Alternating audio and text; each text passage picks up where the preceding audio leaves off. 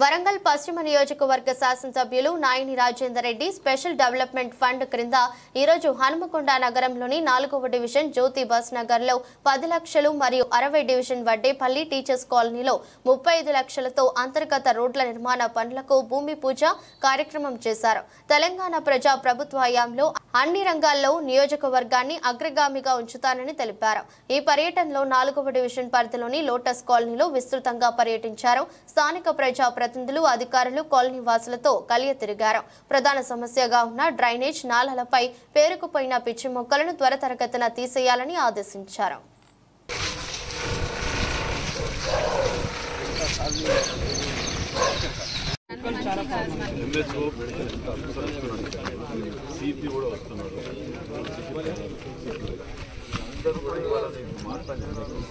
వాళ్ళందరూ విజిట్ చేసినప్పుడు ఇప్పుడు అత్యవసరం ఉన్న కావాల్సిందే నీళ్లు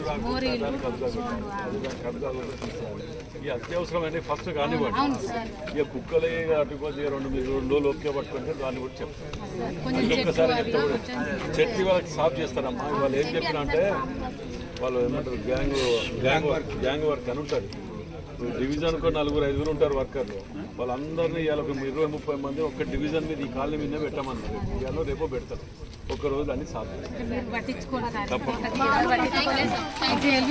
నియోజకవర్గంలో మొన్నటికెళ్ళి డివిజన్ల పర్యటనలో భాగంగా ఎక్కడెక్కడ వర్షాలు వచ్చి ఇబ్బందులకు అయిన భాగాన్ని దోమలు చెత్త చెదారం ఉన్న కాడ వీటిని అధికార యంత్రాంగంతో ప్రతి డివిజన్ తిరగటానికి ఒక ప్రోగ్రాం రూపొందించుకోవడం జరిగింది. అందులో భాగంగానే 4వ డివిజన్ లోటస్ కాలనీకి రావటం జరిగింది. ఇక్కడ అప్పటికప్పుడు తక్షణం సమస్యల మీద అధికార యంత్రాంగంతో పరిష్కార మార్గాలు వెతుక్కుంటూ తిరగటం జరుగుతుంది. మరి ఇక్కడ కొత్తగా న్యూలీ ఫామ్ అయిన ఒక కాలనీ కాబట్టి వీటికి రోడ్లు కానీ డ్రైనేజ్ చిన్న అవసరాలు ఉన్నాయి. నీళ్ళు వస్తే కూడా కొన్ని నాలాలు కబ్జాలు పెట్టి లోపలికి జరగటం వలన ఇంట్లో 100% ఉండి బయటికి అవుట్లో 30% ఉండటం వలన బాటిల్ నెక్ తీరుగా రావటం, ఆ నీళ్ళల్లో కూడా ఇది కావటం. మరి అవి తీసేయడానికి ప్రజలందరూ కూడా సహకరించాలి. ఎందుకంటే మేము వారి సొంత జాగా ఏమి తీసుకోవట్లే. ఎక్కడైతే కబ్జాలకు గురైన వాటిని వాటి కొట్టేయడానికి ముందుకు పోతున్నాం. కాబట్టి మీరు అందరూ కూడా సహకరిస్తే తప్పకుండా మళ్ళీ వచ్చే వర్షాకాలానికి ఏ గల్లీ కూడా మునుగకుండా చేసే బాధ్యత నాది అని చెప్పి మనవి చేస్తాం. అందరూ సహకరించాలి. డ్రగ్స్, గాంజాయి ఇట్లాంటి వాటిని ఒకటి. అదేవిధంగా సిపి గారితో కూడా మేము ఇవాళ రేపట్లో మాట్లాడి ఎక్కడెక్కడ గవర్నమెంట్ జాగాలు కానీ ప్రైవేటు చిన్న వాళ్ళు ఉంటారు, కుటుంబాలు, టీచర్ ఉద్యోగాలు, చిన్న ఉద్యోగాలు చేసుకుంటూ 300-400 గజాలు పిల్లల పెళ్లిళ్ళకో చదువుల కోసం కట్టుకున్న వాటిని కబ్జాలు వారు ఏం మాట్లాడలేరు, ఎక్కడి దాకా పోయి కొట్లాడలేరు అని చెప్పి కొందరు కబ్జాలకు గురి చేశారు. వాటన్నిటిని కూడా బయటికి తీసి వాళ్ళకు ఒప్పజెప్పే వరకు కూడా మేము నిద్రపోమని మొదట్లో చెప్పినాం. సగం సక్సెస్ అయినాం కూడా. మిగతాది కూడా దాని మీద ఇంప్లిమెంట్ చేయడానికి ముందుకు పోతున్నాం.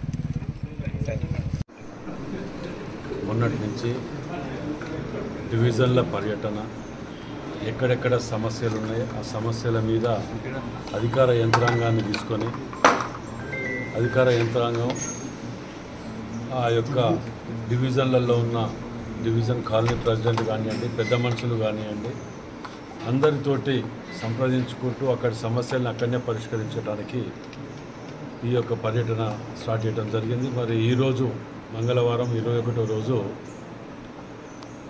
60వ డివిజను, 57వ డివిజను, 4వ డివిజన్లో పర్యటించడం జరిగింది. ఇవాళ 3వ డివిజన్ ఇప్పటికి పర్యటించడం. శంకుస్థాపనలు, రోడ్లు ప్రారంభోత్సవాలు, రేవంత్ రెడ్డి ముఖ్యమంత్రి గారు ఇచ్చినటువంటి సహాయ నిధులు CDF 10 crores ఇవ్వటం జరిగింది.